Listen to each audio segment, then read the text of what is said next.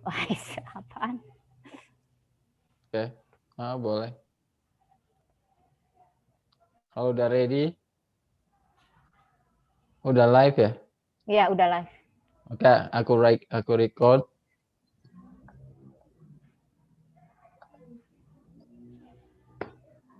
Oke, kita udah live streaming. Sekarang kita memulai ya. Oke, halo semuanya. Dengar ya suaranya ya Mbak ya? Ya. Sip ya, dengar ya. Oke. Halo, Farid Saya, Baida, Mbak ya, Stella. saya umumin link YouTube-nya di Halo. Facebook ya. Oke. Ya, baik. Terima kasih semuanya buat keluarga Lestok yang sudah bergabung bersama kita. Semoga nanti ada yang menyusul lagi ya. Nah, kali ini kita masih sambungan nih, coaching penulisan dan publikasi fiksi bersama Mbak Dianafi. Masih sambungan sesi 1, kali ini kita masuk ke sesi 2, jadi lebih ke publikasi atau penerbitan ya Mbak Dian ya, atau mungkin kalau ada sambungan sedikit tentang penulisan boleh gitu ya, disambung sedikit dan nanti langsung ke publikasi. Ini ada yang masuk namanya Aji, siapa ya? Nggak kenal. Oke, sedikit ya mungkin bagian 1 ada yang belum mengikuti, jadi sedikit saja mungkin perkenalan Mbak Nafi ya, Mbak Dian Nafi. Boleh dipanggil Mbak Dian, boleh dipanggil Mbak Nafi gitu. Boleh Dian Nafi. Nah, Dian Nafi ini seorang author, blogger, dan content crafter, tinggal di Demak gitu. Nah, kan mulai datangan nih. Sudah mulai berdatangan. Di Demak, Jawa Tengah, Mbak Dian merupakan lulusan arsitektur Undip ya, yang suka jalan-jalan ya Mbak ya, hobinya jalan-jalan, menulis fiksi dan non fiksi seputar kepesantrenan, kemusliman, kewirausahaan, motivasi dan pengembangan diri. Nah, tulisan-tulisan Mbak Dian ini dimuat di banyak media, di 37 buku dan 94 antologi atau omnibook diterbitkan oleh 17 penerbit Indonesia. Mbak Dian juga founder Hasfa, pegiat banyak komunitas melalui berbagai organisasi seperti Fatayat NU Demak dan IH Muslimat NU, gabungan organisasi wanita atau GO Demak, juga menjadi ketua divisi sastra DKD atau Dewan Kesenian Daerah Demak. Profilnya dimuat di buku profil perempuan pengarang dan penulis Indonesia dan di beberapa media massa lainnya. Mendapat banyak penghargaan, diantaranya penulis Pen Kompas dan finalis fellowship IBT Tempo. Nah, demikian short bio ya, sedikit Dianafi. Jadi kita akan bagi 2 sesi seperti biasa. Sesi pertama nanti Mbak Dian akan presentasi, gitu akan presentasi dan juga mungkin akan ada sedikit latihan, gitu sedikit interaksi dan latihan buat kawan-kawan yang hadir di sini, gitu. Mungkin ada PowerPoint atau slides yang Mbak Dianafi akan share ke kita. Saya sudah menjadikan Mbak Dianafi sebagai co-host, jadi bisa langsung share screen ya Mbak ya. Dan nanti kita akan buka tanya jawab ya, tanya jawab langsung saja tanya jawabnya dan Mbak Dian akan menjawab pertanyaan-pertanyaan dan saya akan cek nanti di YouTube siapa tahu ada yang juga komen atau bertanya ya Mbak Dian ya.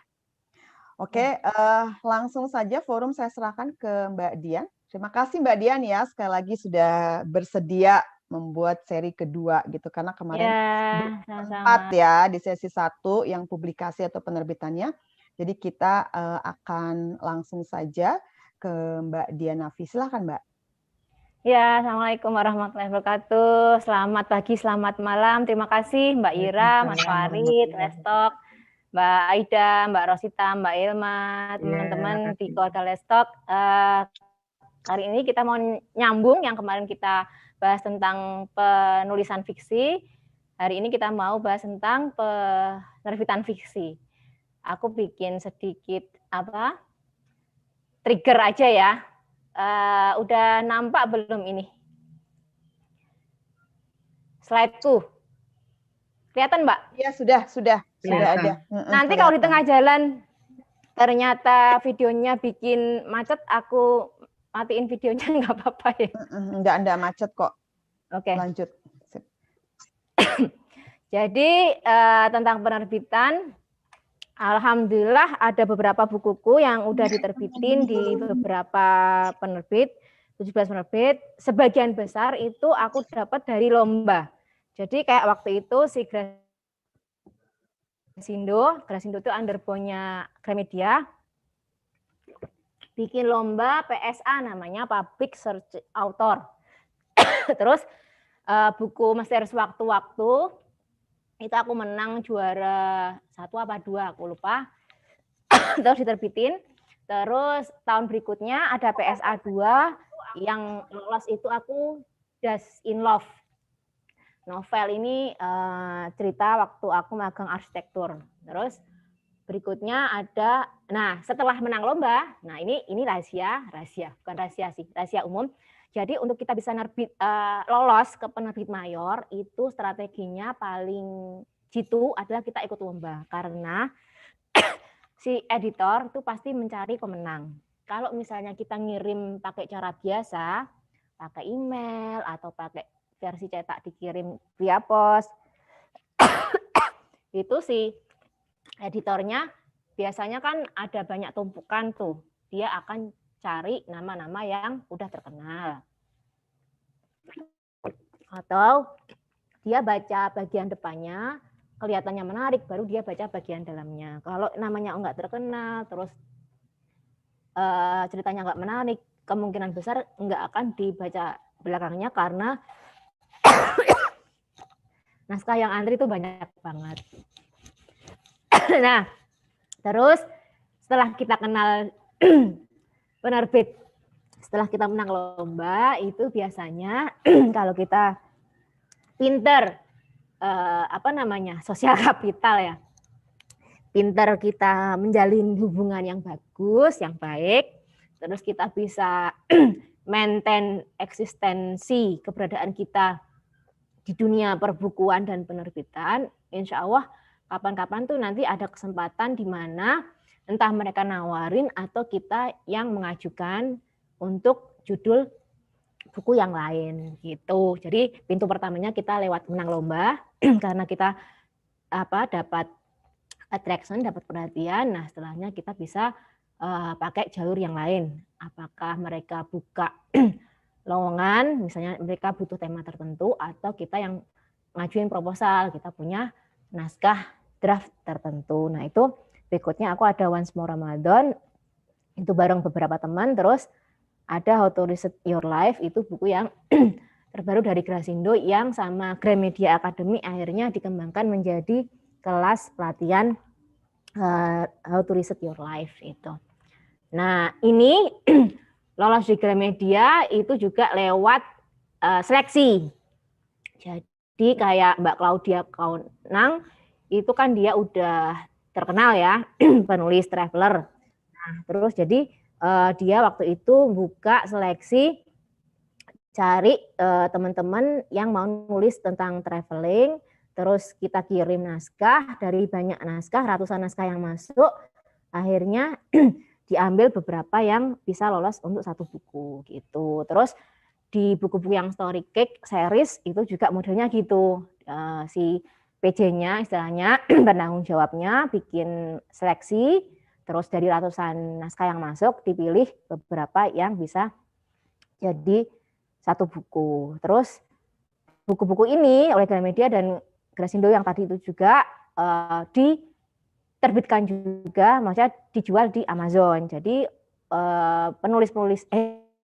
pembaca-pembaca di luar negeri juga bisa beli buku-buku kita. Jadi kalau misalnya mereka beli dari Indonesia kan ongkirnya mahal tuh. Tapi kalau mereka beli di Amazon, oleh Amazonnya dicetak di masing-masing negara. Jadi misalnya kayak anak-anak di Hong Kong, Taiwan, di Thailand, itu kan ada juga yang mereka belajar bahasa Indonesia tuh. Jadi mereka juga cari bahan-bahan buku bacaan berbahasa Indonesia. Nah, mereka punya via Amazon gitu.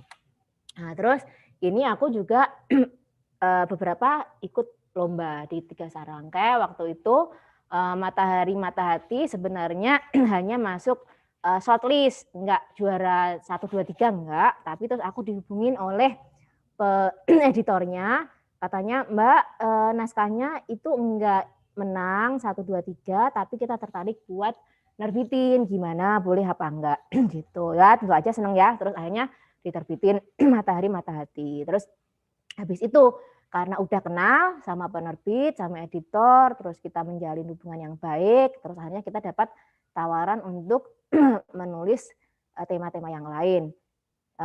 Ada tema yang non fiksi kayak BSPC sama MCGS, terus ada tema novel juga, itu Banu tentang generasi penerus pesantren.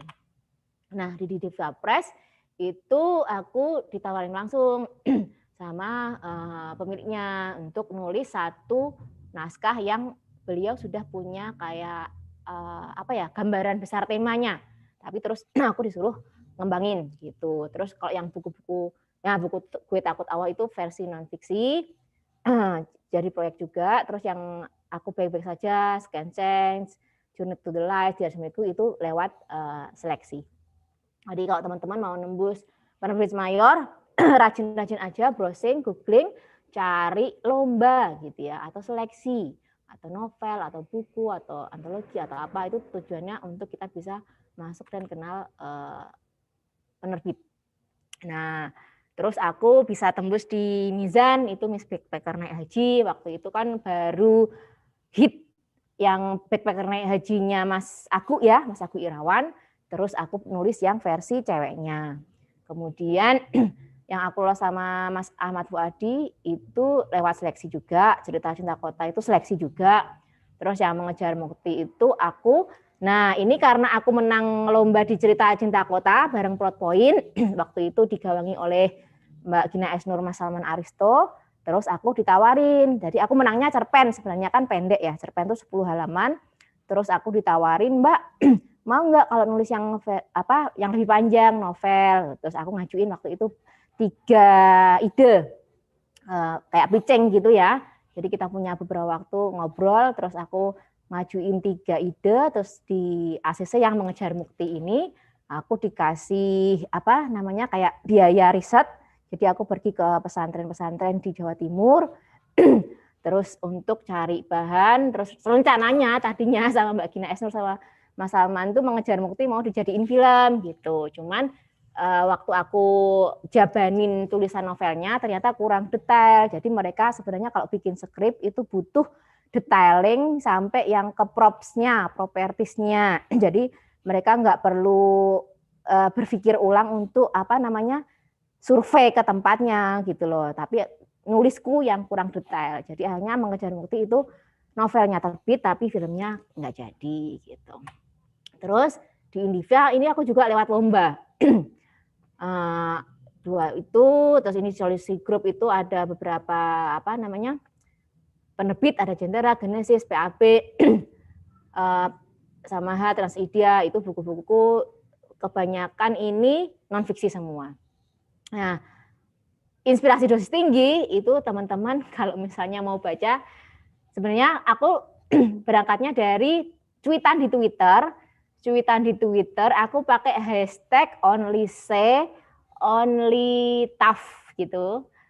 Cuman pemikiran, cuman ngobrol tweet, terus ada grid lover. Nah, dari kumpulan cuitanku di Twitter itu dikompilasi terus jadi satu buku, jadi inspirasi dosis tinggi gitu ceritanya. Nah, terus yang kalau Kabut Kasmi itu cerpen. Nah, ini kita punya kesempatan untuk nerbitin bareng dinas-dinas instansi kementerian lewat beberapa seleksi yang mereka adain. Kayak ini aku ikut Balai Bahasa Jawa Tengah ya, mereka ngadain seleksi, bahkan selain diterbitin kita dapat uang. Aku di Cermin Cahaya itu ada 2 cerpen, satu cerpennya kayaknya 1 juta apa 1,5 juta gitu. Apa 2 juta ya? Pokoknya lumayan lah. Nah, terus di KPK juga bikin waktu itu Tunas Integritas, aku nyumbang beberapa cerita jadi 3 buku. Terus Kementerian Pesan Penyintas Siang itu yang ngadain Kemenparekraf, terus yang Cagar Budaya ini yang ngadain Kementerian Pendidikan Kebudayaan. Nah, ini beberapa buku di Amazon, sebagian via Gramedia dan Garsindo, terus sebagian lagi lewat Hasfa yang aku punya. Nah, ini buku-buku arsitektur, ini lewat pelatihan tadinya. Jadi grup IPLBI ngadain pelatihan, terus habis itu mereka yang ikut pelatihan disuruh ngirim naskah, terus naskahnya dibukuin.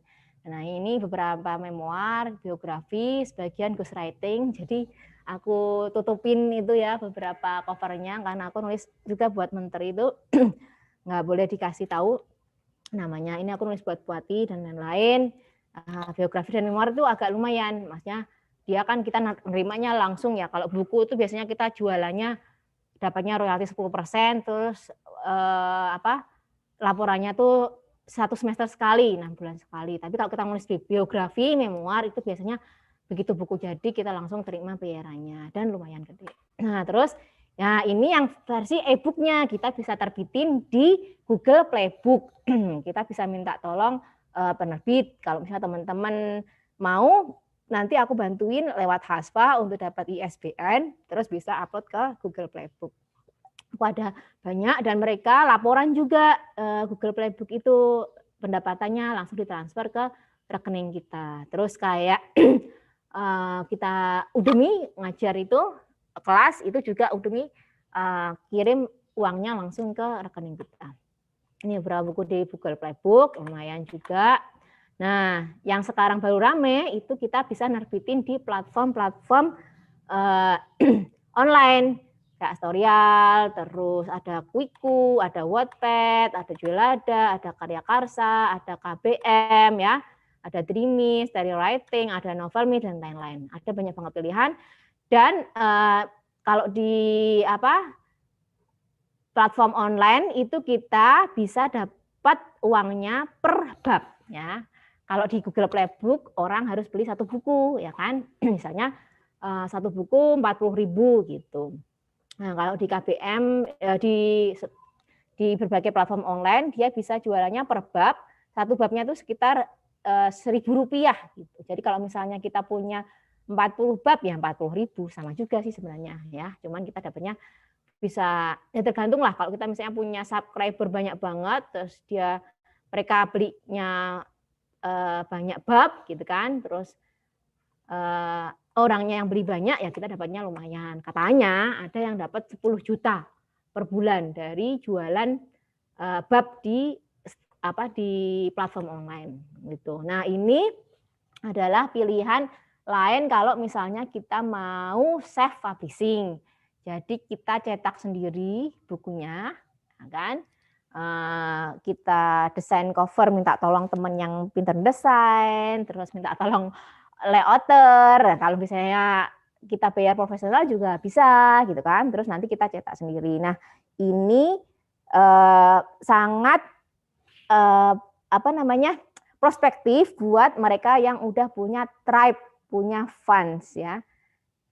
Jadi kalau misalnya udah punya komunitas atau pembaca militan yang kira-kira kalau kita ngeluarin buku mereka pada mau beli, nah ini lumayan banget karena nggak kepotong buat si penerbitnya sama toko buku kan gitu. Jadi biasanya harga cetaknya itu tergantung jumlah halaman, tergantung jumlah eksemplar cetak, tergantung spek cover, tergantung spek kertas dalamnya, tergantung spek apakah BW black white hitam putih atau berwarna gitu.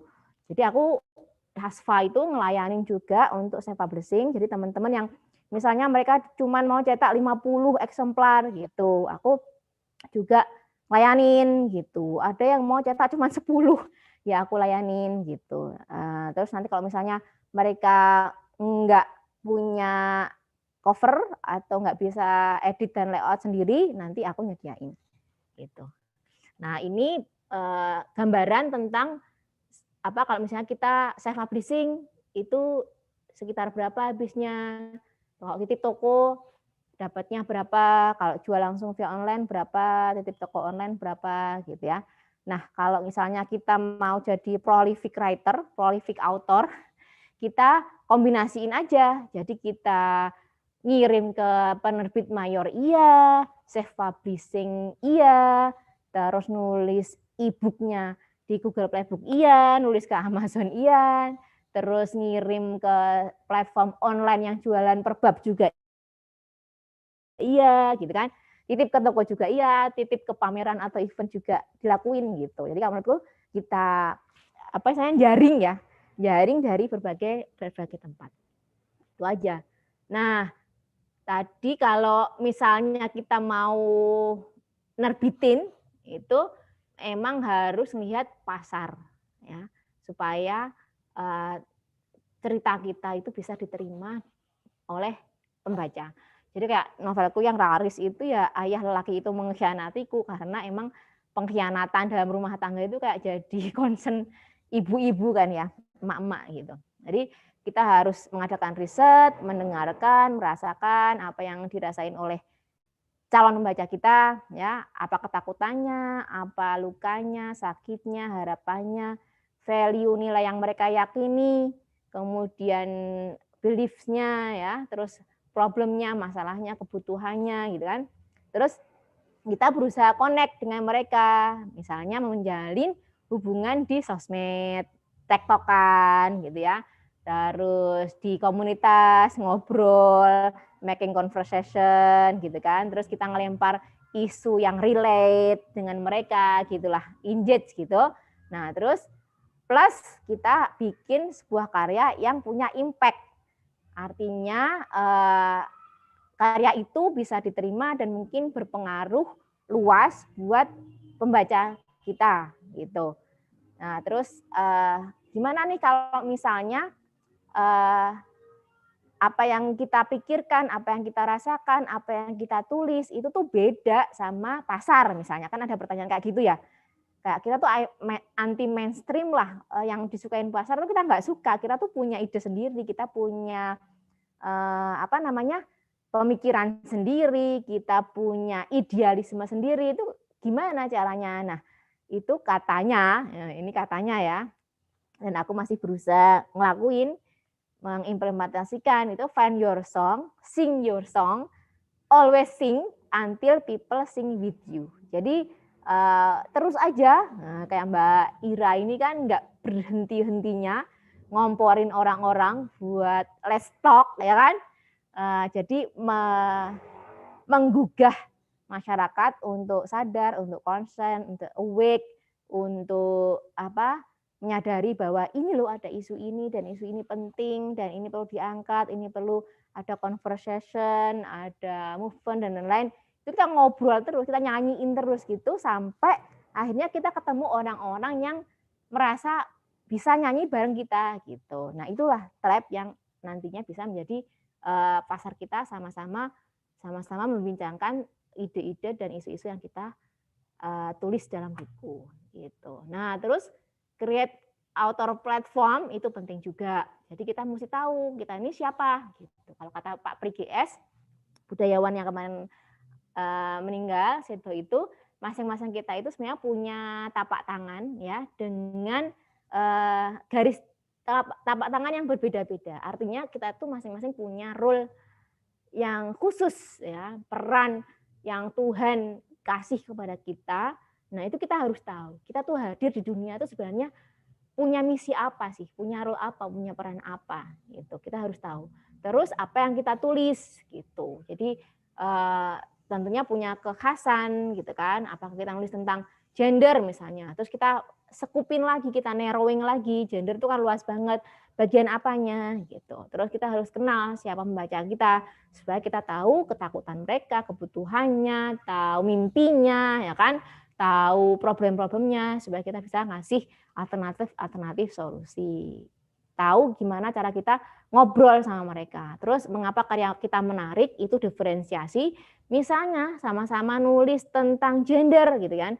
Apa yang membedakan si A sama si B gitu. Kayak kemarin tuh aku ikut kelasnya Mbak Nur terus sama Bu Nina sama-sama ngomongin gender kan, gender muslim lah istilahnya, gender dari perspektif Quran gitu kan. Aku tuh cari-cari tahu apa ya bedanya ya antara Mbak Nur sama Mbak Bu Nina gitu. Nah, kita juga harus tahu nih kalau misalnya kita nulis suatu tema, kita concern terhadap bidang tertentu, itu yang bikin karya kita menarik itu apa gitu. Itu cari tahu. Dan ini selain jam terbang, expertise juga craftsmanship gitu. Nah, ini cara kita branding juga penting. Branding itu artinya ketika kita nggak ada di tempat itu, orang ngomongin kita tuh kayak gimana. seperti apa pandangan orang, persepsi orang terhadap kita. Jadi kalau misalnya disebut Mbak Ira, itu orang-orang langsung tahu, oh Let's Talk gitu. Itu Mbak Ira udah mapan tuh, udah jadi brandingnya ya. Jadi branding itu dia perpaduan antara promise, consideration, attitude, reliability, transaction, loyalty. Perform itu maksudnya word of mouth ya, dari mulut ke mulut gitu. Orang-orang kalau misalnya kita mau cari narsum tentang gender siapa ya gitu, langsung namanya disebut. Nah, itu berarti brandnya udah kena. Terus relationship juga penting karena kadang-kadang kita kenal sama orang yang sama gitu ya. Nah, tapi kok yang diketek itu apa namanya? Dicolek. Yang diajak kok orang yang lain karena itu kadang-kadang relationship-nya beda gitu. Jadi bondingnya kadang-kadang tuh kayak aku sendiri ya, misalnya aku kenal orang gitu. Terus suatu saat ada yang nanya. Terus aku tuh inget, aku tuh kenal. Aku tuh tahu deh yang narsum yang bisa ngomongin ini. Tapi siapa ya namanya ya? Aku lupa. Aku lupa cari nggak ketemu itu karena apa? Karena kita mungkin relationship-nya, bondingnya kurang. Jadi kayak kita jalin hubungannya tuh nggak sampai erat gitu. Jadi kita lewat gitu ya.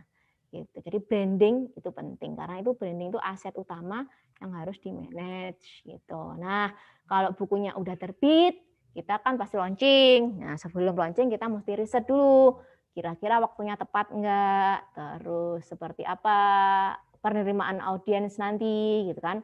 Terus targetkan pelanggan ideal. Jadi emang mesti ada niche ya, ada ceruk bahwa kita tulisannya untuk siapa? Apa remaja, apa ibu-ibu, bapak yang seperti apa gitu kan.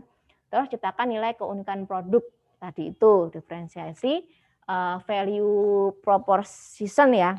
Terus perjelas strategi dan taktik marketing. Jadi mesti kita bisa ATM sih, amati, tiru, modifikasi, lihat kalau ada event launching kok rame. Kira-kira tuh yang dibikin tuh apa tuh? Taktiknya, yang strategi yang dipakai apa ya? Nah, kita bisa contoh gitu. Terus tapi tetap di blending, kita modifikasi agar sesuai dengan karakter dan pasar kita. Kemudian lakukan konsep uji coba. Jadi misalnya ada pre-launching dulu. Terus habis itu pre-launching itu kayak pemanasan gitu kan, kayak trailernya.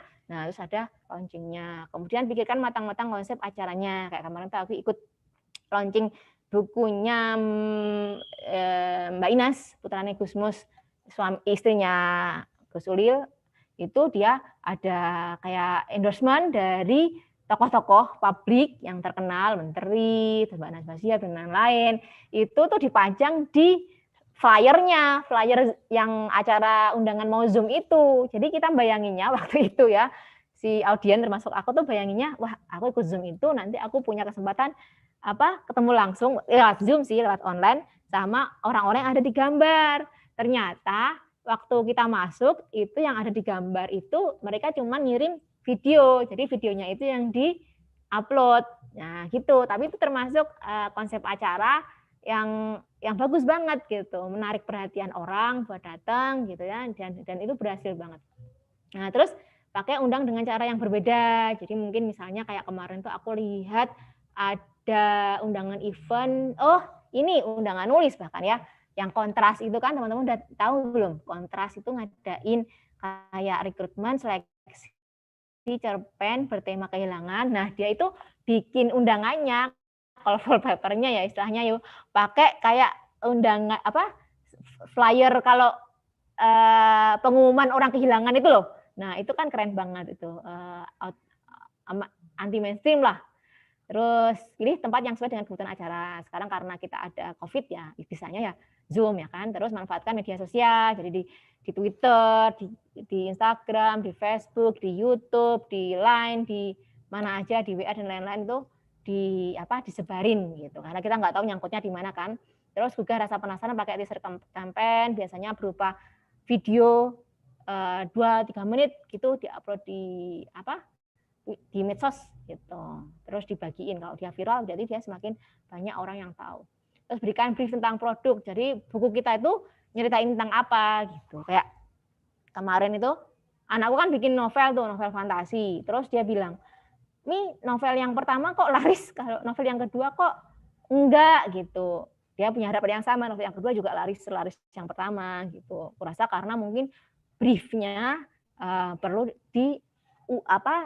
diperbaiki lagi supaya dia lebih menggugah minat orang tentang buku tersebut.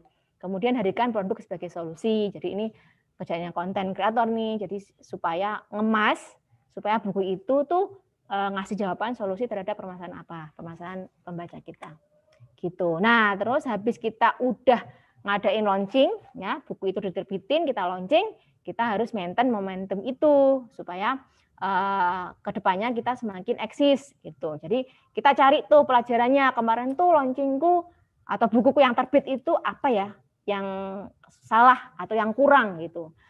Aku besok lagi perbaikinya seperti apa gitu. Jadi kadang-kadang tuh kepikiran, oh mungkin covernya tuh sebenarnya bisa dibikin lebih bagus lagi supaya lebih menarik orang. Kadang-kadang jadi ada yang bikin cetakan keduanya covernya ganti gitu. Terus atau cara pendekatan ke readers, calon readers. Terus pursuit understanding. Jadi kita ngejar pemahaman, pengertian sama si calon. Kalau di marketing itu ada namanya AIDA ya. AIDA itu attention, interest, terus decision, ini apa?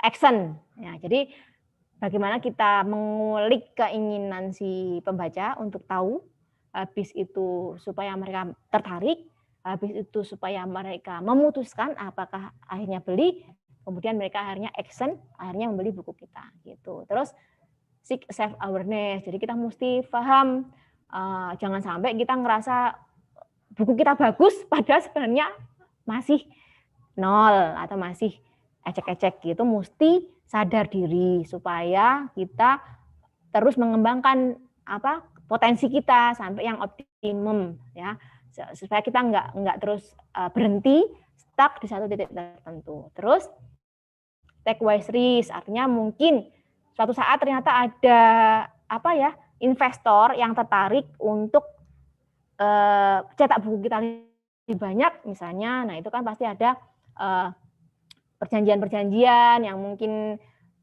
kayak sharing kita jadi berkurang gitu, tapi sebenarnya in long run-nya kita lebih banyak dikenal, buku kita lebih luas jangkauannya, kayak gitu tuh pasti ada pilihan-pilihan. Nah itu kita mesti pinter-pinter gitu. Jadi kadang-kadang jadi penulis yang akhirnya punya diterbitkan itu ada pertimbangan-pertimbangan yang berbau tadi itu marketing, distribusi, ya, terus bisnis dan lain-lain gitu. Terus bridge to future, ya. Jadi kita mesti bangun jembatan ke masa depan. Jadi kalau kayak kita melihat si Terelie itu berhasil banget tuh dia. Jadi bagaimana cara dia memaintain momentumnya dia sebagai seorang penulis yang terkenal, yang diminati dengan cara dia punya fans base di Facebook yang dia manage terus ya. Terus habis itu dia bisa ngekup berbagai isu, kemudian haters, orang-orang nggak suka sama dia, tapi nggak bikin dia kendor, tapi bahkan bikin dia semakin idealis gitu. Terus di belakang ini, tahun-tahun belakang ini, bahkan dia memaintain momentumnya itu dengan cara dia hire banyak co-author. Jadi dia punya ide novel, mungkin dia bikin treatmentnya, bikin plotnya, tapi yang ngembangin itu co-authornya gitu. Jadi yang kayak gitu emang butuh keterampilan lagi ya, bagaimana kita mengkomunikasikan ide ke author sehingga co-authornya bisa ngembangin jadi bagus gitu kan, itu butuh keterampilan juga gitu. Jadi aku rasa Terelie itu memadukan antara dia punya ide bagus yang dia bisa relate kepada pembaca remaja, kemudian dia bisa maintain di fanbase-nya Facebook itu, terus plus tambah sekarang dia ngembangin Terelie itu seolah kayak perusahaan gitu kan, yang punya banyak co-author yang bisa, jadi dia bisa nerbitin 1 tahun itu sampai 4 novel gitu. Nah, kemarin di Twitter tuh guyonannya gini, lah kita nulis 1 bab aja, boyoke pegel, ini si Terelie nulis 4 novel dalam setahun. Boyoknya kayak gimana? Itu boyoknya banyak, bukan punya boyok dia sendiri. Nah, terus remain optimistik kadang-kadang. Sering ya, kalau kita akhirnya punya buku udah diterbitin, itu nggak selalu laku. Kadang 1 satu buku 3.000 eksemplar itu kalau kita beruntung ya habis dalam waktu 1 semester. Kadang butuh waktu 1 tahun, kadang ada yang lebih dari itu. Nah itu mesti optimis terus ya, jaga, karena kalau udah punya himmah, misalnya punya giroh untuk kita menjadi seorang penulis, ya itu nulis terus apapun yang terjadi gitu kan. Tapi tetap improve ya untuk memperbaiki diri.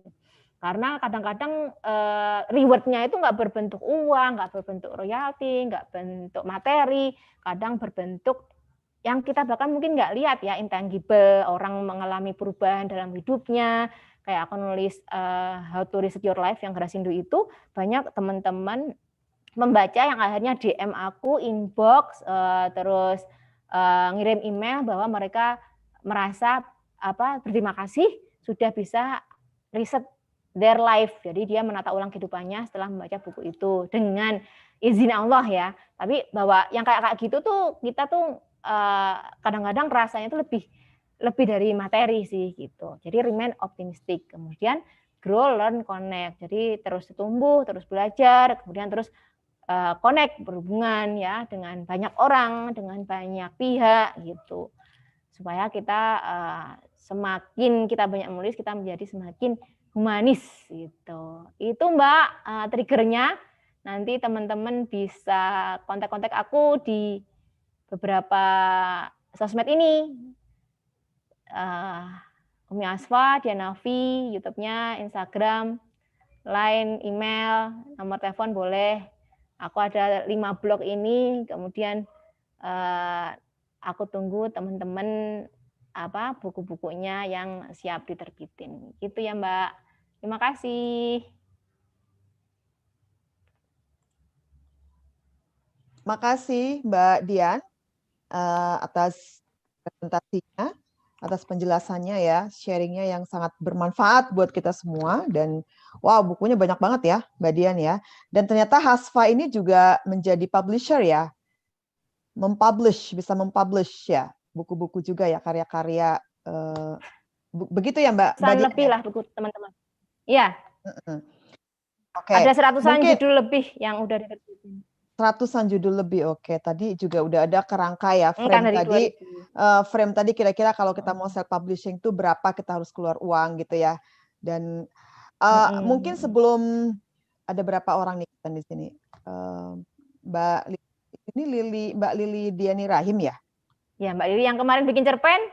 Atau bukan? Lili Ani. Gak tahu. Nah, mungkin sebelum saya serahkan, kita masih ada waktu tanya jawab ya buat teman-teman semua, boleh. Saya mau mulai dulu nih Mbak Dian, boleh ya? Mbak Dian, aku mulai dulu nanya ya.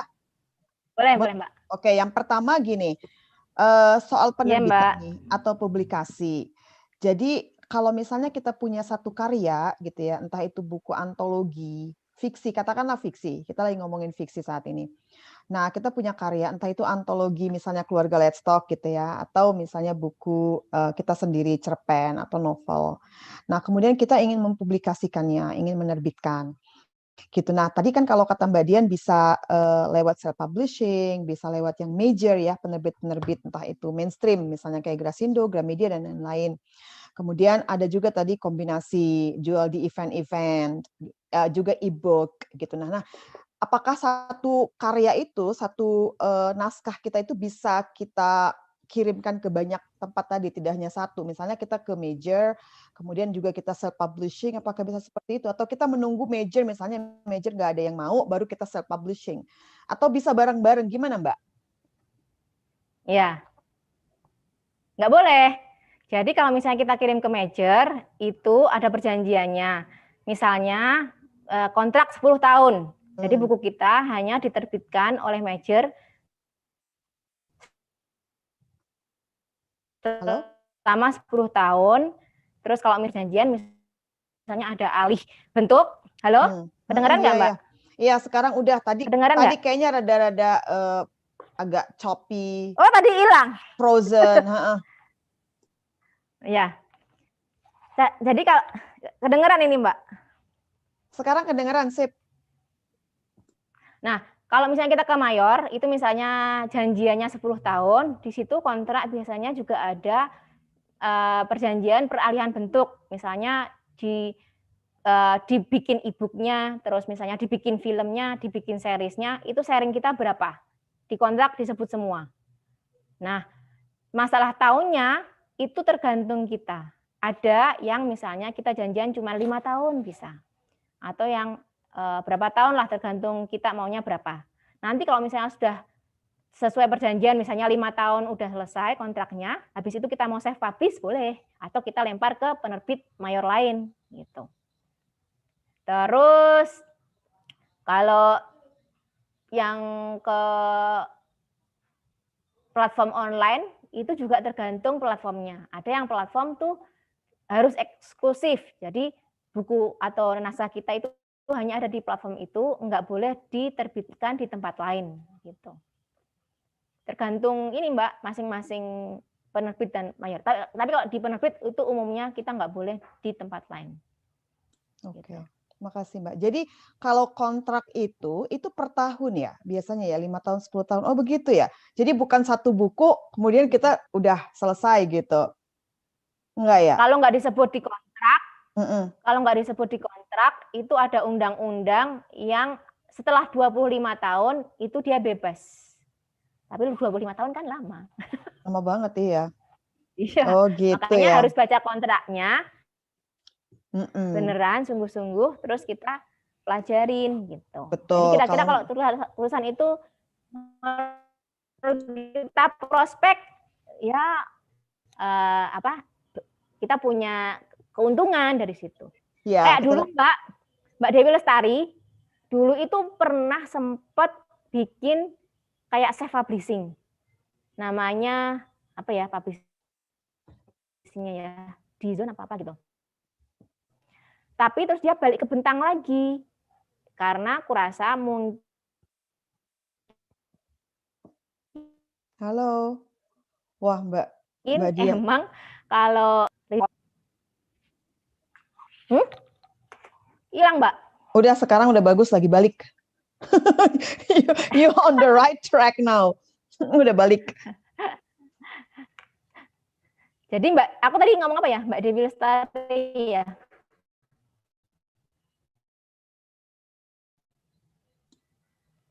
Suaranya. Kalau gini jelas Mbak? Jelas, iya. jelas. Jadi Mbak Dewi Lestari itu sempat bikin self publishing. Tetapi mungkin dia ngerasa capek gitu, karena kan repot. Jadi akhirnya dia balik ke Bentang lagi. Terus Terelie waktu itu sempat mogok kan. Kalau itu waktu itu alasannya karena pajak penulis itu gede banget. Dia bilang nggak mau nerbitin lagi tahun 2017 kayaknya. Tapi habis itu ketemu Bu Sri Mulyani, terus sebegi-seginya gimana nggak tahu, terus akhirnya 2018 nerbitin lagi. Pajaknya lebih gede daripada royaltinya. Iya. Waduh. Oh.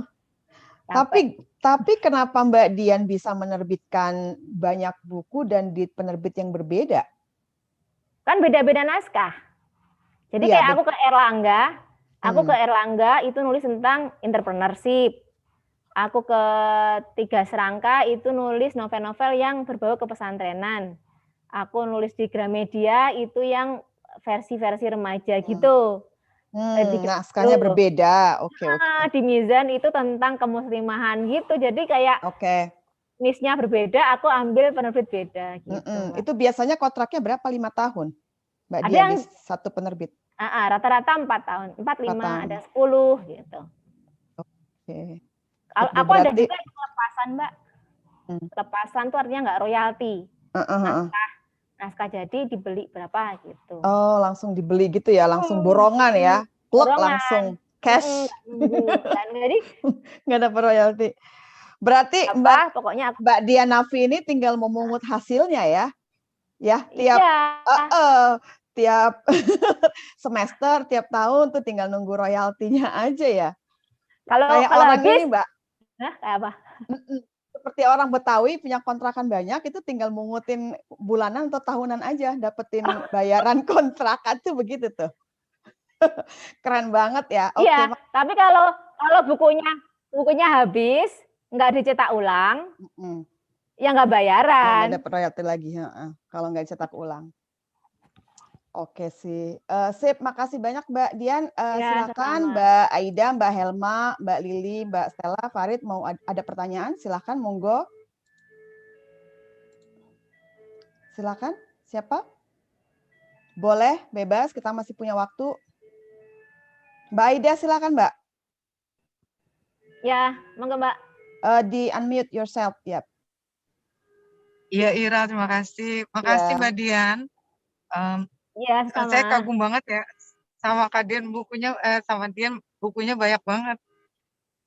Gini ya, pertanyaan saya mendasar, yaitu bagaimana memunculkan proses kreatif menulis, gitu ya, menulis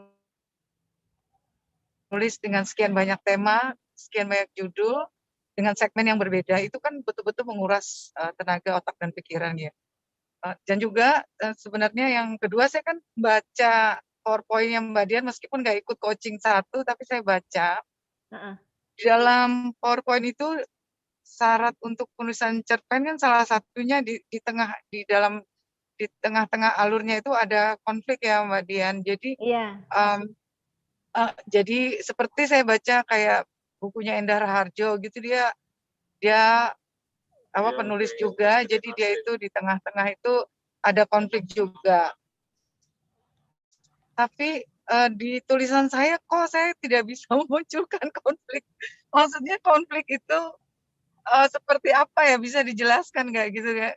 Karena sulit buat saya gitu, kayak hidupnya dinamis aja, maksudnya linier gitu, kayak ya sesuatu yang indah-indah, romantis gitu kan, kayak gitu ya.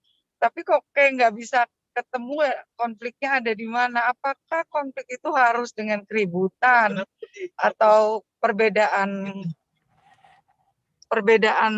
pendapat aja apa gimana gitu. Tolong Mbak Dian bisa menjelaskan gitu tentang apa yang disebut dengan alur konflik itu. Terima kasih ya Mbak. Terima Iya, kasih, coachingnya sama. bagus banget. Makasih Let's Talk, makasih Ira, Farid. Makasih Sambil Mbak jalan Ida. ya, mohon maaf. Iya, iya. Sambil perjalanan. Ya, aku mute. Makasih Mbak Ida. Jadi konflik itu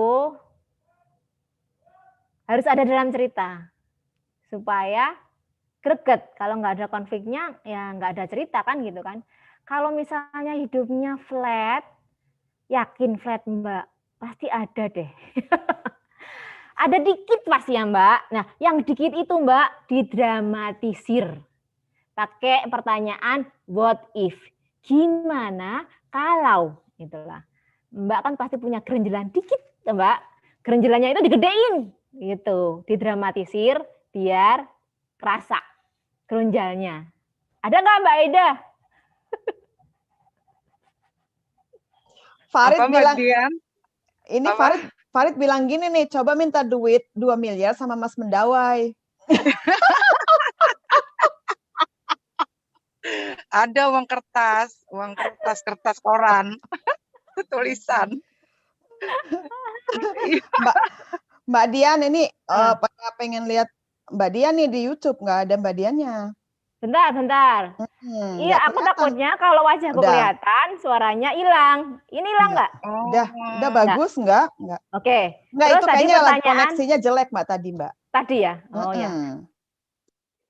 Terus ada pertanyaan tadi, gimana nulis tema yang berbeda ya kan? Itu karena aku nulisnya dari lama Mbak, 2009. 2009 berarti udah berapa tahun tuh? Lama lah ya. Jadi anggap, tapi aku emang kayak maniak gitu, maniak. 11 ya, 11-12. Karena waktu itu aku ngerasa aku telat Mbak. Jadi kan aku dulu sekolah arsitektur. Terus kenal tulis menulis itu aku umur udah 32, 31, 32. Jadi aku ngerasa loh kok aku telat, udah tua baru mulai, nanti aku ketinggalan gitu. Jadi karena perasaan telatku itu aku ngerasa kayak perlu ngejar Mbak. Jadi aku mempressure diriku supaya bisa ngeluarin apa aja termasuk yang selama ini terbenam dalam kepala bertahun-tahun yang lalu. Terus dilalah ketika kita share di sosmed gitu, kalau apa ya istilahnya kita bisa mengubah curhatan itu menjadi cerita, tahu-tahu ada aja yang DM curhat di itu, di inbox, di apa, di DM, terus akhirnya dari cerita-cerita curhatan itu aku ubah lagi jadi cerita. Jadi bahannya tuh ada gitu. Gitu, Mbak. Cari curhatan. Oh, makasih banyak Mbak Dian penjelasannya. Ya, sama-sama. Ya, terima kasih Mbak Dian. Jadi didramatisir ya, Mbak. Coba didramatisir, Ya, cari konflik didramatisir. apapun gitu. Karena fiksi jadi bisa di ini ya, diimajinasikan, bisa di karang-karang coba. Gitu. Tadi Mbak Aida saran Farid minta uang 2 juta ke Sundawa. Udah nggak ada. Farid. Ada Mas Pendawainya di situ. Ada nggak? Buat pertanyaannya nih. Hati-hati lagi nyetir. Ada Mas Pendawainya ada tuh lagi nyetir. Oh, dengar nggak tuh? Kadang-kadang pakai pertanyaan ini, Mbak. What's your big irony? Gitu. Ironi terbesar apa dalam kehidupanmu? Kalau Mbak Eda nggak punya, cari di tetangga. Kalau tetangga nggak ada, cari. Ya, itu korek-korek. Oh, oke. Ya, saya jadi terinspirasi ya. Ya, sip, dapat. Ya, jadi saya terinspirasi ya. Ironinya cari di aku, Mbak. Kalau nggak tanya. Aku banyak ironi ya. Sama Farid banyak ironi. Oh, monggo ditanya-tanya. Setuju. Aku nanti cari. Siap. Ya, oke ya. Oh, bisa lihat juga dari kehidupan orang gitu ya. Betul. Banyak. Kalau Mbak Aida mungkin nggak ada ironinya. Kalau nih Mbak Aida sama Mas Mendawai, nah ironinya ada di aku sama Farid mungkin. Ada juga, Ra. Oh ada ya. Semua orang ada ironi kok. Iya ada. Tapi harus bayar kalau cerita tentang kita. Mbak Dian, kasih contoh dong. Contoh ya. Konflik itu misalnya kasih contoh dong, jadi gambarannya ada. Contoh, waktu itu aku nulis ayah lelaki itu mengkhianatiku. Aku dapat dari True Story, orang curhat gitu kan. Terus sebenarnya endingnya itu dia udah istilahnya memaafkan, walaupun dalam hati mungkin masih gondok gitu ya. Tapi akhirnya mereka hubungannya kembali gitu kan. Tetapi di novelku itu aku bikin dramatisir si ceweknya itu dapat penyakit kelamin gitu. Itu namanya mendramatisir.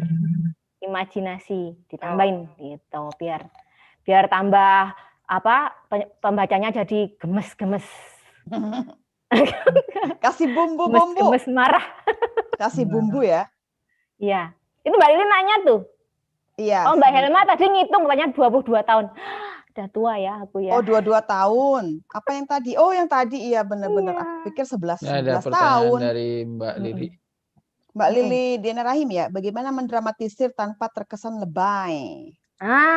Ini perlu seni gitu. Jadi kalau di novel fiksi itu ada seasoning sama reasoning. Seasoning itu bagaimana kita ada muatan emosionalnya. Reasoning itu bagaimana harus ada alasan untuk setiap kejadian. Jadi nggak boleh ada suatu kejadian itu terjadi ujuk-ujuk ada atau sebutnya Deus ex machina gitu. Jadi harus ada alasannya. Ketika ada alasannya dan alasan itu inevitable, mau nggak mau harus terjadi, pasti tidak akan terkesan lebay gitu. Lebay itu terjadi kalau sebenarnya kita buat-buat kan, nggak ada alasannya atau alasannya kurang kuat, nah itu jadi lebay. Tapi kalau misalnya alasannya kuat, inevitable, mau nggak mau kejadiannya kayak gitu, nah itu akhirnya nggak lebay gitu Mbak Lili. Saya punya pertanyaan juga Mbak Dian. Iya. Ada 2, kalau di sini ya, di Amerika atau di Eropa itu ada yang namanya pre-contract ya. Jadi kita itu ngajuin proposal dulu, walaupun belum punya naskah. Itu di Indonesia ada kayak gitu nggak? Itu kayak pendahuluan ya, Iya. obrolan pendahuluan. Jadi kayak waktu itu Kita ngajuin proposal gitu. kita ngajuin proposal, terus kita minta sekian royaltinya. Misalnya aku waktu itu minta ditambahin kan, biasanya 10 tuh aku minta 12 gitu. Terus mereka rapatin tuh, rapatnya berlapis. Aku pernah cerita ini nggak ya? Kalau mereka rapatnya berlapis. Dari editor dulu, terus editor nanti naik ke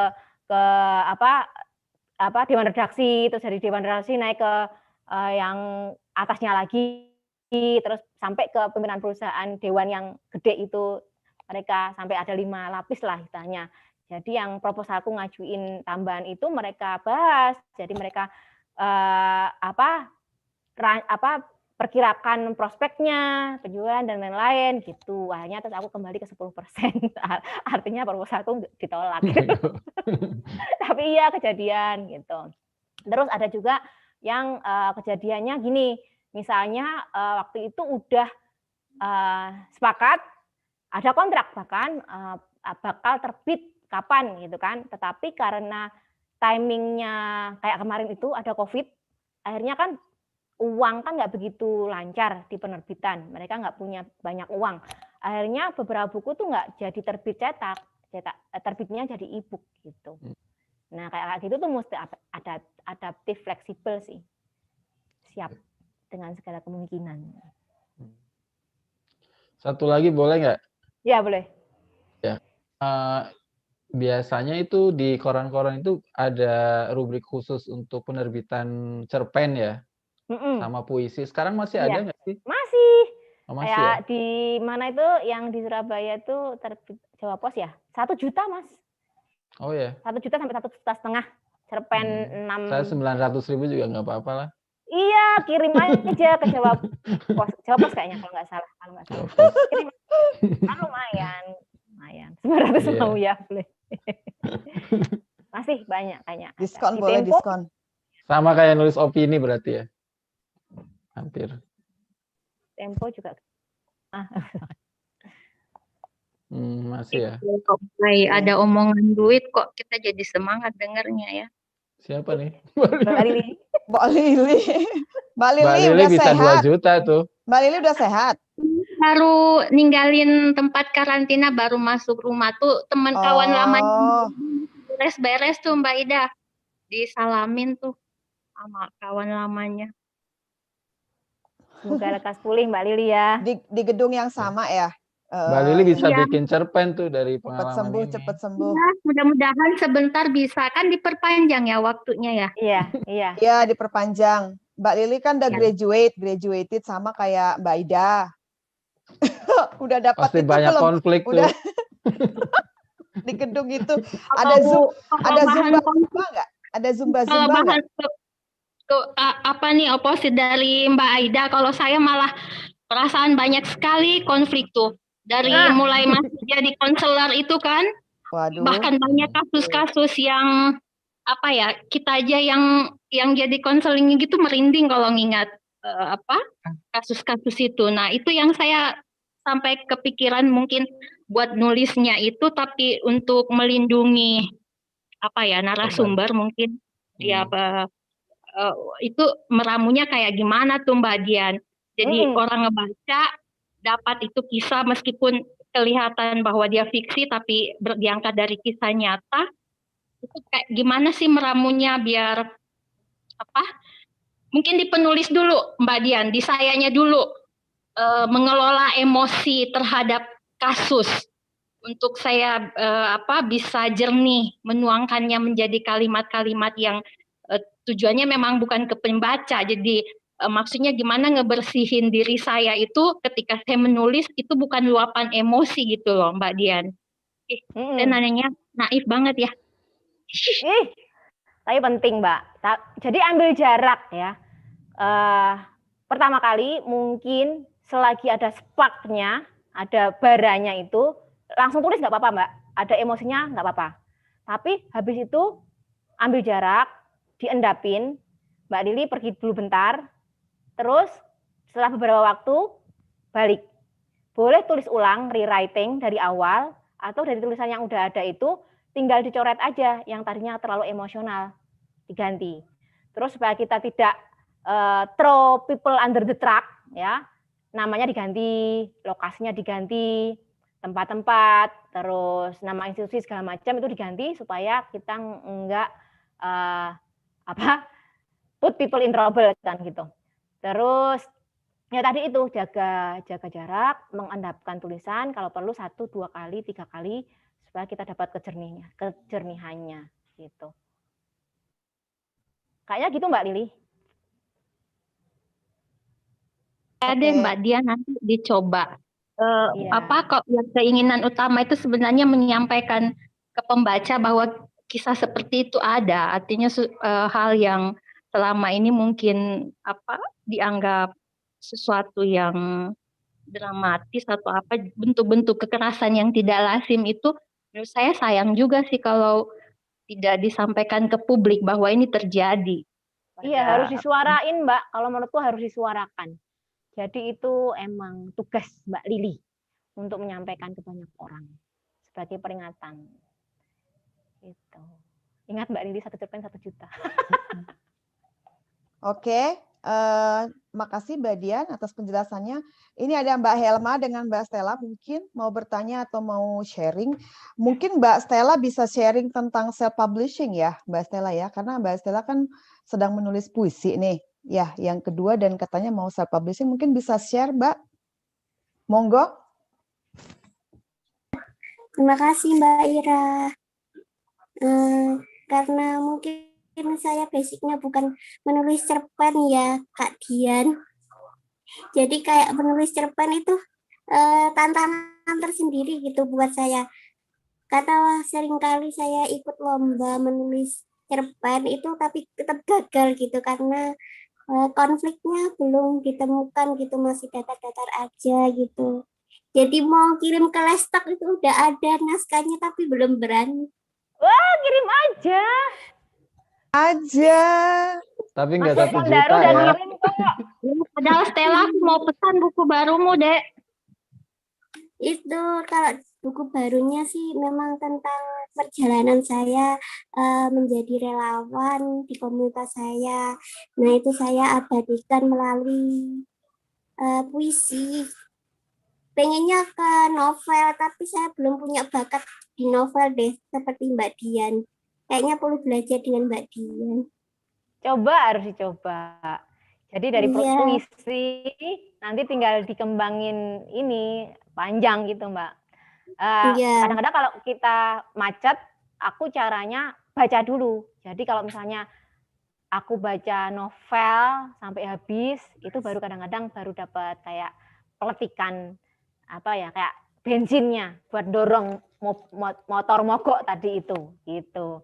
Jadi kalau pas mogok mesti baca dulu gitu. Jadi kadang-kadang 1 buku tuh kita bacanya 14 buku gitu, 15 buku. Iya Mbak, makasih. Iya, sama-sama Mbak. Kerelawanan tuh menurutku modal yang banget ada sisi emosionalnya, ada sosial intelligence-nya, kemudian impact-nya itu pasti ada gitu. Menurutku harus ditulis Mbak, harus ditulis. Iya siap Mbak. Mbak Stella mau ini nggak share yang self publishing itu? Mau share nggak? Belum Mbak.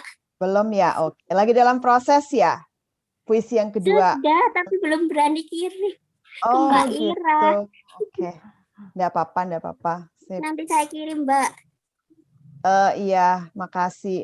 By the way, aku udah beli loh buku puisinya Mbak Stella yang pertama ya, udah dikirim langsung ke Medan ke tempat ibuku. Udah nyampe. Oke.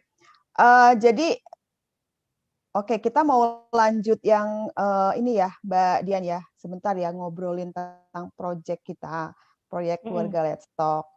Jadi sebenarnya kalau aku bilang sih itu bukan tugas gitu ya, bukan tugas wajib. Artinya kalau kita ikut kegiatan coaching yang seri 1 atau sesi 1-nya Mbak Dianavi kemarin yang soal penulisan, kemudian kita punya tugas, bukan gitu. Sebenarnya itu sukarela gitu, sukarela, dan tadinya kita ingin membuat proyek bersama keluarga Let's Talk. Jadi kita ingin membuat kumpulan cerpen atau antologi gitu ya, keluarga Let's Talk. Misalnya ada 12 orang, satu tulisan kan 6-9 halaman, kemarin ya 1,5 spasi. Nah, kita rencananya seperti itu. Jadi nanti Mbak Dian akan ngoreksi gitu ya, kira-kira memberikan komentar, kira-kira ini kurangnya di mana, ini bisa diperbaiki lagi kah, seperti itu. Nah, sampai kemudian naskahnya itu cukup baik begitu. Nanti rencananya sih akan ditawarkan ke penerbit gitu. Kalau misalnya ada penerbit yang mau, mudah-mudahan, karena Mbak Dianafi bersedia membantu kita gitu. Mbak Dianafi kan punya koneksi yang sangat besar ya, yang cukup baik gitu loh. Banyak koneksinya. Nah, kemarin sempat aku ngobrol dengan Mbak Dian, tanya apakah Mbak Dian bisa bantu kita untuk urusan penerbitan ini gitu loh. Kalau misalnya ada keluarga Let's Talk, misalnya 10, 12 atau 15 orang yang punya niat gitu ya, tertarik untuk membuat naskah itu dan mengirimkan ke saya, kemudian nanti saya kirimkan ke Mbak Dian untuk membacanya. Kita sudah kasih deadline, tapi deadline sudah lewat, nggak ada yang belum ada gitu ya, hanya 1 orang, kemudian kita tambahin deadline-nya, kita perpanjang 1 orang Nambah lagi 1 gitu. orang. 2 orang begitu. Nah, akhirnya saya bilang ke Mbak Dian, gimana kalau deadline-nya kita perpanjang sampai akhir bulan saja, tapi berapapun yang ada ya sudah kita tutup gitu. Karena deadline itu harus berakhir, namanya deadline, udah dead gitu atau dateline kan udah kalau udah lewat ya udah past due namanya gitu ya, udah expired. Jadi ya udah kita harus tegas, selesai akhir bulan ini, berapapun yang terkumpul ya sudah. Tapi kan mungkin nanti ke depannya kita bisa cari orang yang mau gitu loh, diajak untuk nambahin naskah-naskah kita. Kalau misalnya cuma 5 atau 6 kan mungkin kurang ya. Kita akan minta siapa nih yang mau.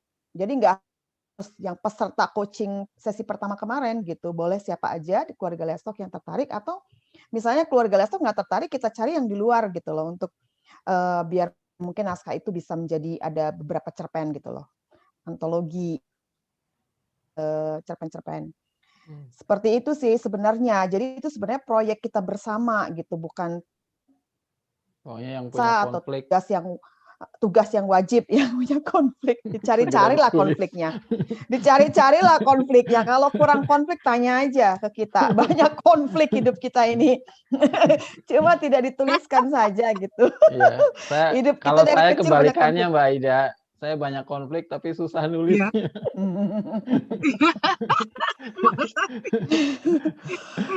Perlu Nggak bisa nulis. duduk gitu. Tapi sebenarnya gini, aku kan sebenarnya jarang ya Mbak, maksudnya nulis itu kan emang jarang banget kecuali puisi gitu. Tapi sebenarnya pada saat aku nulis itu tuh in one sitting gitu loh. Jadi langsung langsung jadi 9 halaman gitu. Kaget juga, wow. Tapi itu baru the first draft gitu loh. Jadi itu draft yang harus aku revisit, harus aku edit lagi gitu, karena kan nggak mungkin first draft langsung jadi gitu. Ada beberapa yang mungkin nggak konsisten, ada yang mungkin bagian-bagian tertentu dipindahkan ke atas atau ke bawah, atau ditambahin, atau dihilangkan sama sekali gitu ya, diubah. Itu kan harus ada proses seperti itu, 2 kali, 3 kali gitu, nggak mungkin langsung kayak gitu kan kalau menurutku. Cuman kayaknya ya aku menikmati sih proses itu, kayak masuk ke alurnya gitu ya, masuk ke ceritanya gitu, karena memang itu bagian jadi antara ceritaku, cerita temanku gitu, kayak digabung-gabungin gitu. Jadi ada, tapi itu Asik nyata kok, Mbak. sebenarnya.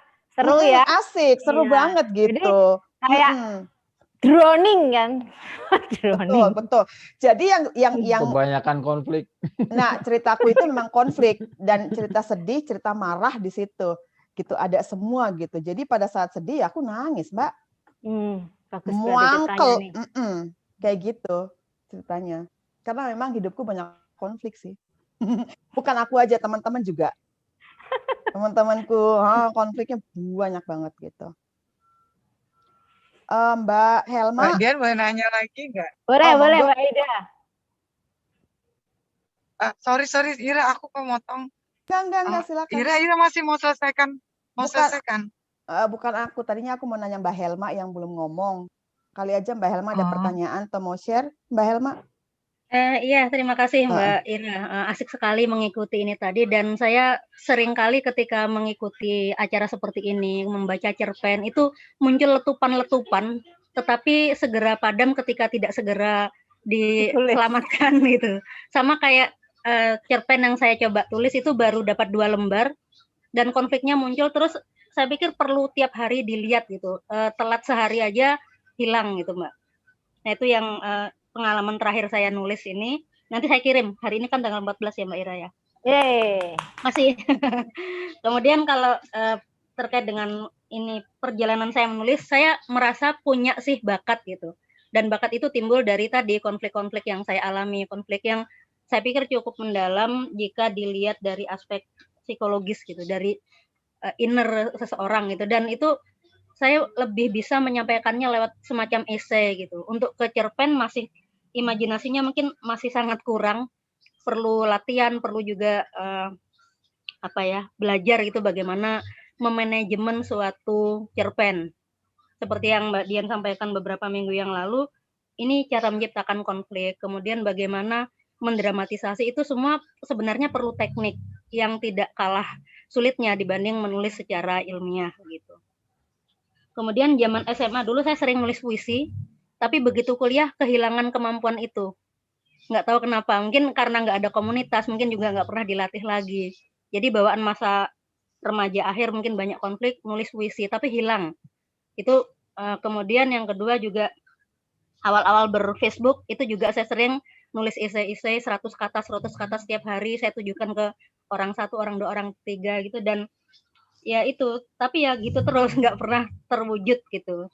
Sementara saat ini saya menyadari betul pentingnya misalnya kita memiliki kemampuan untuk menulis dari sisi yang fiksi ya. Misalnya betapa pentingnya storytelling gitu dalam ketika kita presentasi atau mungkin dalam kuliah misalnya.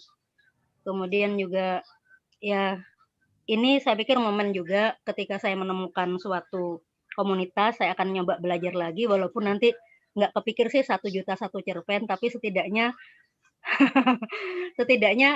ini langkah awal ketika mungkin saya bisa memotivasi anak-anak muda yang mereka masih punya energi yang banyak, mereka punya konflik yang bisa mereka kelola lewat cerpen-cerpen itu. Sambil belajar bersama mereka walaupun setua saya ya usia 44 tahun ini baru mau nyoba nulis lagi. Itu Mbak Dian. Makasih udah curcol di sini. Makasih Mbak Helma. Kalau Parekraf kemarin 3 juta Mbak 1 cerpen. Wow. Nulis puisi itu susah, asli ya. Emang butuh kepekaan rasa gitu. Jadi aku selamat buat Mbak Stella buku puisinya, karena nulis puisi itu susah banget. Kalau nggak kita tune in bener ya, ngerasa yang droning lebih droning lagi Mbak. Jadi the core of the core-nya nulis itu sebenarnya puisi. Jadi dia kayak mengekstrak gitu kan, mengekstrak pengetahuan, mengekstrak rasa itu puisi. Jadi kalau orang bisa nulis puisi itu hebat banget. Nah, kalau Mbak Ilma punya semangat untuk bisa juga nulis fiksi tadi, aku yakin hari ini mau start kan Mbak? Ya, setor. Ya, nanti tinggal kita poles-poles kalau misalnya masih ada yang bisa di poles-poles gitu. Tapi kayak tadi Mbak Ira pengalaman sendiri dan aku juga beberapa ngalamin, emang kalau misalnya kita punya ide cerpen, begitu spark, itu kita upayakan nulis dalam sekali duduk. Itu akan lebih mudah. Jadi dari awal sampai akhir itu kita tulis langsung, nggak pakai jeda. Itu lebih mudah. Nanti setelahnya baru revisi. Kalau misalnya kita ada jedanya, itu biasanya kadang-kadang ya itu tadi sparknya hilang gitu. Baraknya tuh udah beda, rasanya tuh udah beda gitu. Jadi kalau cerpen itu memang paling tipsnya itu ya ditulis sekali duduk gitu. Dengan letupan-letupan Mbak Helma tadi ya Mbak Helma. Tapi kalau aku sebaliknya, kalau Mbak Helma merasa berbakat tadi cerpen. Iya boleh Mbak. Tapi kalau aku nggak punya bakat sama sekali. Silakan Mbak Aida. Iya, maaf tadi ya intervensi. Ya. Ini mau tanya lagi. Saya kan sebenarnya basicnya itu penulis puisi ya. Jadi keluarnya sebelum nulis cerpen.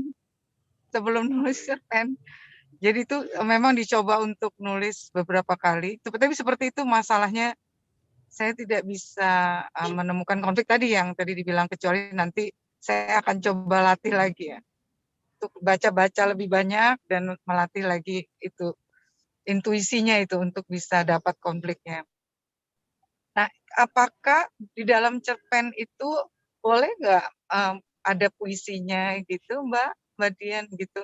Boleh. Atau dari puisi bisa dikembangkan jadi tulisan, itu gimana caranya? Sebab itu misalnya saya menulis imajinasi ya, berimajinasi sedang ada di Jepang ya, di pegunungan Wakakusa. Terus saya sendiri lagi menikmati wagasi. Nah, itu nanti yang saya akan tulis di cerpen ini. Nah, tapi sebenarnya itu akan jadi, menurut saya itu rasanya cantik kalau di dalamnya itu ada puisi juga di dalam uraian-uraian cerpen. Apakah itu memungkinkan Mbak Dian untuk dilakukan? Mungkin banget, Iya, Mbak. makasih, itu aja pertanyaan saya. Jadi ada puisi dalam cerpen itu mungkin banget. Tapi proporsinya itu kita harus perhatikan supaya enggak lebih banyak puisinya daripada ceritanya gitu kan. Jadi dia berapa baris lah atau berapa paragraf gitu. Buat tadi itu misalnya tergantung konteksnya juga ya. Kadang-kadang ada yang naruh puisinya itu di bagian depan. Kayak quote gitu kan sebelum masuk ke cerpennya buat pengantar orang, atau ada dia naruh di belakang buat gongnya, buat closingnya. Bisa juga di tengah kalau dia sebagai istilahnya dapatnya di tengah. Bisa sih Mbak, bisa banget. Mbak, aku juga masih boleh nanya nggak sih? Boleh. Ya silakan, masih ada waktu. Boleh Mbak Ira ya. Nah boleh. Tadi soal konflik kan beda sama Mbak Ida, kita punya banyak koleksi konflik nih. Nah itu gimana sih Mbak Dian mengelola itu untuk ada solvingnya di dalam tulisan kita? Kalau cerpen ya, kalau novel kan masih kejauhan nih kalau kayak saya. Nah itu mengakhirinya saya kesulitan mengending itu Mbak. Jadi meskipun dari kecil suka nulis, itu makanya nggak ada yang dipublis, soalnya kadang mau mengakhiri itu agar menjadi enak dibaca, saya suka kesulitan. Jadi di file itu ada banyak cerpen tapi tidak ada yang sampai di titik akhir karena saya masih kebingungan saya mau mengending ini seperti apa sehingga menjadi asik gitu. Ketika orang sampai di titik kalimat akhir, pembaca menjadi merasa asik. Itu gimana sih Mbak Dian? Kita jadi kayak privat ya ke Mbak Dian ini. Nggak apa-apa. Mbak, ending tuh nggak harus ada solusinya loh. Kita biarin aja itu gantung, terus si pembaca jadi maksudnya di ending menjadi asik gitu, bukan tidak harus ending. Iya. Aku ada beberapa tips yang aku lakuin. Kayak yang pertama kali aku menang lomba itu, yang waktu titik balik, itu aku endingnya ambil quote dari orang terkenal.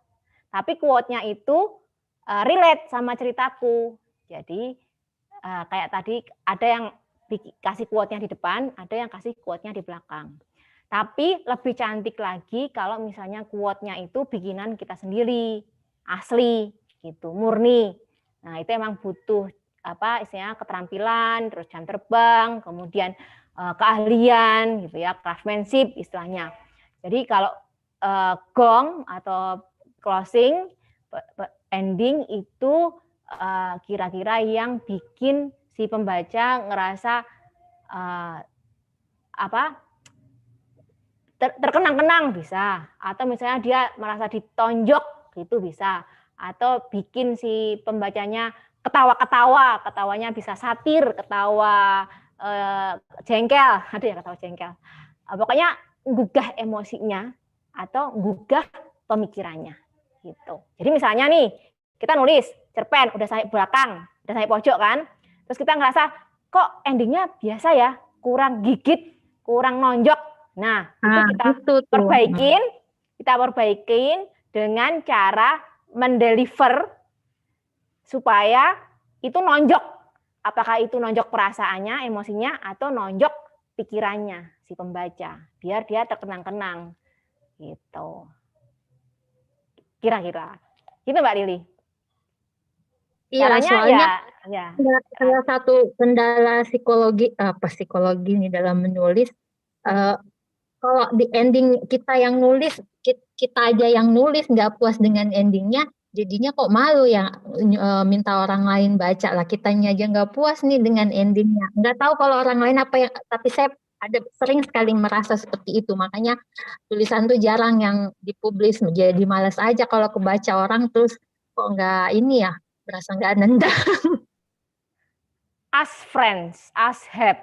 Jadi kalau aku pada suatu situasi di mana bagian belakangnya tuh aku nggak yakin, itu aku nanya mentor, nanya temen, aku punya cerita belakangnya tuh kayak gini kok aku tapi kok nggak srek ya.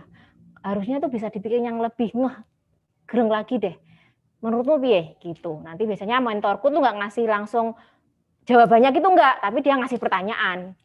Jadi dia ngasih pancingan supaya keluar dari kepala aku sendiri ide closing-nya itu seperti apa, tapi dia kasih pertanyaan-pertanyaannya mancing gitu. Jadi brainstorming sama temen, sama mentor, sama bahkan diri sendiri ya, itu bisa jadi sebuah cara untuk kita cari gitu.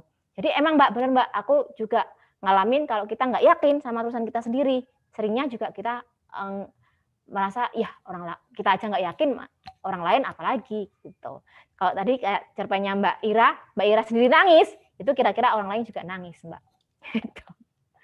Jadi itu kalau aku as friends, as help, cari bantuan.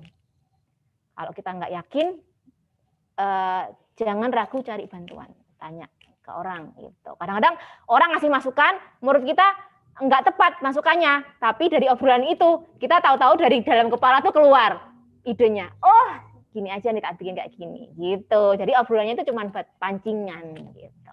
Bahwa nah ini yang aku sering alamin, kalau kita seek, kita mencari, itu nanti Tuhan kasih jawaban kok. Entah jawabannya ada di mana. Kadang-kadang jawabannya tidak di tempat yang kita cari gitu. Tapi kan kita berusaha mencari tuh. Nanti Tuhan kasih jawaban. Nggak selalu di tempat yang kita misalnya kita gali harta karun di tempat itu, taunya yang kita dapat di tempat lain, itu kejadian. Gitu Mbak Lili. Semangat nih kayaknya Mbak Lili nih. Iya. Harus. Semangat banget. Iya. Kayaknya sama tuh Mbak Lili. Dari Mbak Ira, ketularan dari Mbak Ira tuh.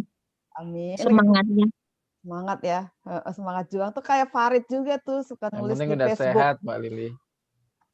Farid suka nulis juga di Facebook panjang gitu tuh.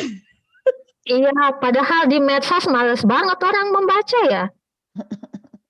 Coba kalau sentil artis gitu, wah pada komentar tuh. Saya punya problem kayak gini Mbak The Dian. power of influencer. Saya tuh punya problem apa namanya? Suka nggak tahu kenapa ya. Misalkan gini, sekarang kan banyak banget orang pada nulis ya. Udah booming gitu lah, hampir semua orang nulis gitu loh. Saya justru bikin saya nggak termotivasi. Istilahnya, if everybody writes, I don't want to write gitu loh. Kalau orang udah pada nulis, saya nggak pengen nulis lagi. Gitu. Jadi benar-benar nggak ada motivasi kayak gitu. Sama kayak saya sekolah sekarang. Jadi wah orang udah pada PhD, saya jadi malas lulus kayak gitu. Itu benar-benar mati ini. Iya benar. Tapi benar juga Mbak Dian, karena kan sekarang realitasnya semua orang jadi penulis. Sekarang kan banyak media ya untuk menulis. Buku juga sekarang publishernya banyak, bisa self publishing. Artinya penulis semua orang udah, oh saya penulis, sudah banyak nih penulis. Sama dengan kita S3, S2 dulu susah zaman kita. Sekarang udah banyak doktor atau PhD lulusan dari luar kan, atau misalnya master udah banyak. Nah, guru besar juga begitu sekarang. Orang pada sudah banyak nih guru besar. Artinya bagian kita mana semuanya udah gitu. Akhirnya kita nggak termotivasi karena orang udah jadi PhD, beda banget lah sama kayak saya dulu. Gitu loh, Mbak. Saya dulu sempat sempat suka ya nulis kayak di koran kayak gitu. Suka banget lah pokoknya ngejar-ngejar kayak gitu. Sekarang malah nggak ini, kayak aduh asal aja lah pokoknya kalau ada lestok buat kegiatan coba bikin pengantar kayak gitu. Makanya jadi pengen benar-benar nggak punya motivasi tapi nggak punya lahan. Iya, akhirnya kita buat tor. Jadi gantian aku sama Farid buat tor gitu, buat ke narasumber kita buat tor, harus buat tulisan kan misalnya gitu. Kayak gitu jadinya. Iya. Kayak motivasinya turun. Iya, sih aku kemarin ngalamin. Ngapain ya aku nulis, semua orang nulis. Jutaan orang nulis novel di platform online. Segitu banyak tulisan, segitu banyak cerita. Ceritaku gak bicaranya stand out gitu kan. Tapi ada titik-titik di mana kayak aku tertantang bahwa aku banyak hal yang aku belum bisa. Kayak kemarin aku kan bedah bukunya Trelie itu.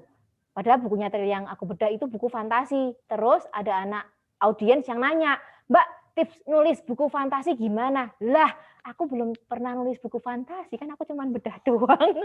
Di situ aku ngerasa, aku nulis fantasi belum bisa. Gitu. Jadi kayak challenge. Jadi harusnya nggak boleh nggak semangat karena ada keterampilan yang aku belum bisa gitu. Dan itu kayak buat aku yang Gemini, petualang, itu kayak harusnya aku nyoba walaupun mungkin aku nggak pandai. Sama tapi aku Mbak Gemini. Iya. Jadi ada satu naskah yang fantasi karena tertrigger oleh pertanyaan si audiens kemarin gitu. Harus nyoba. Nah kayak gitu Mas, mungkin Mas Farid cari lahan yang Mas Farid belum pernah kunjungin gitu. Terus tertantang, ada challenging gitu. Jadi way-nya itu excuse aja buat males. Ayo Gemini. Mbak Aida Gemini bukan sih? Oh bukan ya. Walaupun Juni udah bukan Gemini ya. Tanggal berapa Mbak? Cancer. Cancer. Mbak Dian tanggal berapa? Tanggal 1 Juni. Oh. Itu hari Pancasila. Juni Gemini awal Aku masuk grup penulis sains populer. Ada 160 penulis dan aku nggak ada yang kenal sama sekali. Jadi aku masuk ke hutan belantara antah berantah. Kayak gitu Mas Farid, cari Mas Farid orang baru gitu, biar Mbak Dian. Ya. Nah, iya. Kan kalau sekarang tuh banyak sekali orang nulis, terutama yang tulisan kritis ya, kritik sosial gitu. Kalau potensinya untuk tulisan horor, jadi bagus nggak tuh Mbak Dian? Kan sekarang jarang banget orang nulis horor. Selama bangkitnya semangat, perlawanan, kesetaraan, keadilan, kayaknya bacaan horor jadi ditinggalin orang deh. Apa itu karena sudah tidak menarik untuk pasar ya, atau gimana? Kalau yang tulisannya The Wanderer ya, yang penulis Indonesia yang di Australia. Ini siapa? Itu dia monopoli maksudnya nggak ada pemain lain. Yes, kalau menurutku masih ada celahnya Mbak. Jadi kurang saingan tapi pasar masih ada ya? Pasar harus dibentuk. Iya, pasar harus diciptakan. Ya ampun, saya kok orientasi ini ya. Orientasi membaca, maksudnya kalau kita banyak nulis tapi nggak banyak dibaca orang kan sebenarnya kegagalan juga sih. Kayaknya kayak misalnya nih saya ngelihat, tapi tetap ada positifnya ya. Sekarang tuh banyak generasi muda tuh rame-rame nerbitin buku, ntar sibuk sendiri jualin, sibuk sendiri promosi kemana-mana. Itu juga belum tentu diminatin orang. Jadi maksud saya kalau mungkin kayak Mbak Dian gitu, karena ada yang ditulis itu sesuatu mungkin yang memang bikin penasaran, belum banyak diceritain oleh orang lain, sehingga pembaca jadi ini ya, terbentuk kelompok pasar lah, kelompok pembaca, peminat gitu ya. Ada pasarnya masing-masing Mbak. Kalau horor itu juga ada pasarnya gitu. Jadi kalau misalnya merasa panggilannya ke horor, berarti harus masuk komunitas-komunitas horor gitu. Jadi di situ nanti dapat tribe-nya, namanya hijack. Hijack tribe gitu. Itu salah satu strategi deh itu. Tapi aku lihat The Wanderer tuh kayaknya juga baru The Wanderer. Mbak Saras tuh nulis horor juga kan. Jadi aku tahu yang nulis horor tuh baru Mbak Saras, terus sama The Wanderer itu kayaknya. Jadi yang perempuan penulis horor itu kayaknya baru 2 itu menurut sepengamatanku. Ada kalau ngomongin pasar ada itu, tapi gimana kita nyampe ke pasarnya itu ya mesti effort. Gitu. Cobain Mbak Lili, nulis horor susah kalau aku angkat tangan nulis horor. Dicoba. Ini ya Mbak, kan itu di tahun 70-an 80-an itu kan film-film horor menjual apa sih? Realita kekerasan terhadap perempuan ya, yang kemudian tanpa penyelesaian lalu menjadi kisah horor. Nah, ini aja kepikirannya aja kenapa itu nggak diramu untuk menjadi media baru lah untuk mempublis tentang kasus-kasus kekerasan yang kayak film yang itu ya, film yang settingnya Sumba itu apa namanya, yang 3 drama 3 babak. Sum kuning bukan? Enggak, yang scene-nya ada adegan bawa kepala laki-laki dipenggal itu. Yang penasaran bukan Mbak? Bukan ya? Apa ya? Horornya udah habis sama film G30S. Itu kan kayak film novelnya Mbak Sucen kan judulnya juga horor kan? Judulnya Bangkit dari dalam kubur apa tuh? Ya kan yang karyanya Mbak Sucen, novel. Bangkit baru dari dalam kubur. 2020 film lama ya? Baru 2020. Novel baru. Kisah 1965 itu ya. Iya. Mbak Sucen, ya korban 1965. Kalau orang nggak tahu, cuma dengar judulnya aja dikira kayak itu film lama horror. Itu film horor lama tuh ada kayaknya. Oke, ya, ada lagi satu pertanyaan lagi, Mbak Ida mau nanya lagi? Sudah? Pertanyaan terakhir. Sudah, oke. Saya punya Mbak Dian, biasanya honornya dipakai apa? Buat beli buku. Ya ampun. Royaltinya dipakai apa? Sepertiganya buat beli buku lagi gitu. Jadi rumah isinya buku doang. Iya, udah berapa koleksinya? 5 lemari. Kalau boleh tahu Mbak, kira-kira aja nih, nggak usah disebutin ininya ya, pasnya gitu. Kalau nulis yang kayak biografi tadi kan katanya langsung terima kayak blok gitu ya, borongan nggak royalti. Itu kira-kira berapa sih nominalnya? Berapa? Sekitar 30-an. Langsung 30 juta 30. sampai 40. Tergantung yang udah nggak ada ya. royalti lagi ya? Udah nggak ada royalti lagi tuh? Enggak. Udah langsung. Kalau kita dapatnya orang yang gede punya duit bisa sampai 100. Kalau teman-teman yang kayak Mbak Ika Natasha, kayak siapa lagi tuh yang penulis-penulis yang udah jago, yang udah punya nama, itu mungkin sampai 100 jutaan kali ya kalau nulis biografi gitu. Aku punya teman soalnya, dia suka nulis tapi biografinya pejabat. Berapa katanya? Banyak kayaknya. Hah? Banyak katanya dapatnya. Banyak banget kalau pejabat. Saya nyesel banget. 300 juta. Berapa Mbak Ira? Biografi nyesel banget waktu itu nggak nulis biografinya Mas Mendawai. Oh, Mas Mendawainya tunjukkan dulu. Mau ditulis nggak biografinya? Ayo berapa bayar berani? 25 juta lah. Wani Piro gitu. Mas, Wani Piro. Ayahnya ketawa. Wani Piro. Mbak Ira, nulisnya berapa? Oh, kenapa? Iya, nulis biografi pejabat itu 100 juta. 100 jutaan kan? 100 jutaan ya, emang segitu. Itu nulis biografi pejabat itu proyek panas tuh kalau menjelang pilkada. Biasanya pejabat daerah rame-rame tuh nyari penulis bikin buku biografi dia menjelang pilkada biasanya.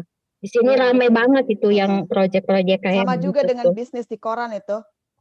Yang segini Profil. tuh, kalau segini-gini dapat berapa gitu. Aku pernah ngobrol dengan teman-teman yang kerja di situ. Tahulah gimana bisnis itu. Ya itu buat gitu. Mbak Lili bikin biografi horor aja tuh, banyak pejabat tuh. Biografi horor. Dulu sering ditawarin sih sama calon-calon bupati gitu, apa kebetulan senior apa kenalan, cuma nggak tertarik aja ngambil kerjaan kayak gitu. Apalagi Sekalian pas kita tahu juga apa sih sosok itu, nggak ada istimewanya apa juga yang mau digembar-gemborin di ini ya. apalagi Aduh, ada parah. apalagi pejabat yang nggak ada prestasinya ya. Sambil mau diblok-blok gitu. nggak ada Tapi yang apa, penting kan nilai-nilainya juga endingnya nggak Mbak ada. Lili. Yang penting endingnya itu. Tapi jadi goresan sejarah buat kita yang nulis loh Mas. Meskipun dapat RPSC amplop-amplop gitu transparan, tapi kan kalau misalnya buruk, terus misalnya besok-besok kena apa tuh jaket orange gitu kan, kita yang pernah nyanjung-nyanjung gitu, nulis-nulis segala macam tentang dia kan jadi tekanan mental juga itu. Nah, jadi Milih-milih ya. ghostwriter, Nah, jadi ghostwriter, nama kita nggak disebut, tapi kita dapat uangnya, cocok. Iya. Tapi kayaknya nggak aku banget deh Mbak. Aku kayaknya masih idealis. Benar, Nggak banget. Banyak tertentu Nggak yang banget. kita secara politik. Kalau biografi pejabat gitu, aduh nggak banget deh. Walaupun gede, masih idealis walaupun miskin. Nggak apa-apa sombong, miskin, nggak mau. Apalagi pejabat yang, aduh udah koruptor gitu ya. Pengen membersihkan nama gitu, pengen ditulis biografinya yang baik-baik. Enggak deh, ratusan juta juga enggak, makasih. Nggak apa-apa miskin. Makasih gitu. Oke, makasih ya semuanya. Kawan-kawan, makasih banyak ya Mbak Dian. Terima kasih banyak ya, Mbak Dian. sama-sama. Terima kasih kembali. Nah, terima kasih Mbak Dian. Kita menunggu, iya sama-sama Mbak. Kita menunggu tulisan ya, tulisan kawan-kawan dan keluarga Lestok yang lain. Siap. Kita berharap Semangat. 15 tulisan gitu ya.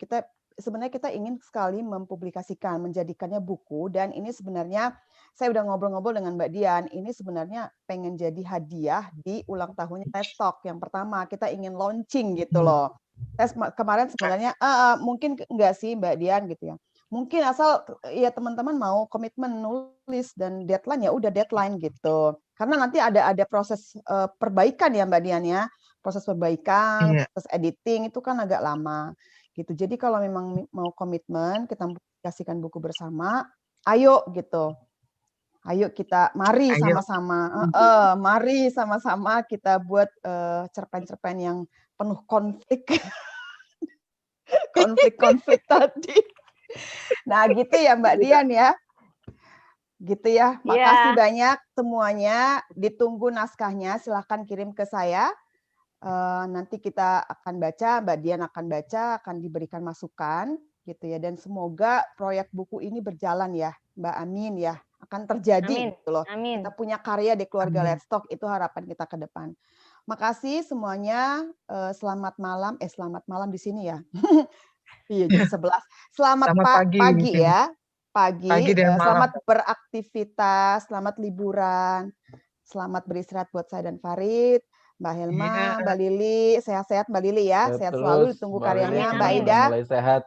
Mas Mendawai, bye, Mbak Helma.